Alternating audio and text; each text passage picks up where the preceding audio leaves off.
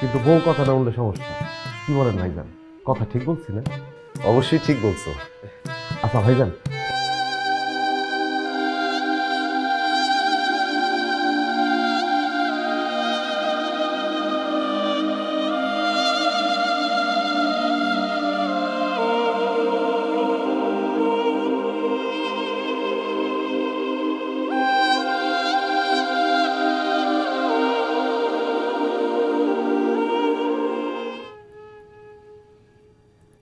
বাহ, তুমি তো খুব সুন্দর বাজাও, চমৎকার।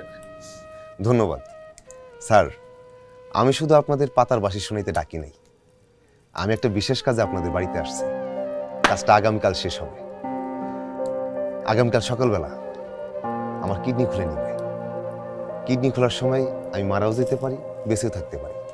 যদি মারা যাই দুঃসংবাদ, যদি বেঁচে থাকি সেটা সুসংবাদ। যদি মারা যাই তাহলে আপনারা আমার শরীরটা কষ্ট করে আমার গ্রামে দিয়ে আসবেন, আর কিডনি বেচার টাকাটা তোফাজ্জল চাচার কাছে দিবেন।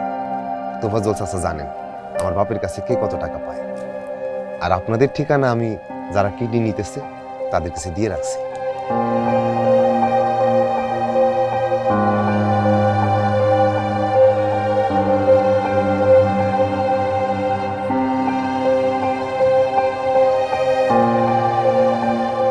ভাইজান আপনি কোনো চিন্তা করবেন না। দরকার হলে আপনার লাশ আমি নিজে কান্দে করে আপনার বাড়িতে নিয়ে যাব, এরপর ঠিকঠাক কবরে শোয়াই দিয়া তারপর ঢাকায় ফিরব।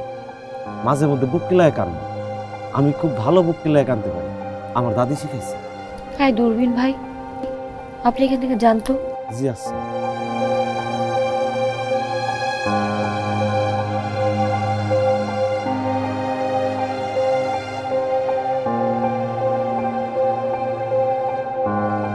আচ্ছা, আপনি যে সারাদিন মরামরের কথা বলেন, আপনার ভয় লাগে না?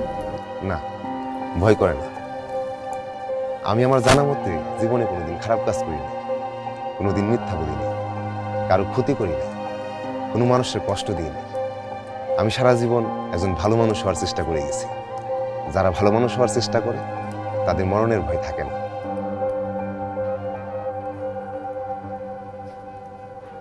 মিস্টার রতন, জি বলেন। কিছু না।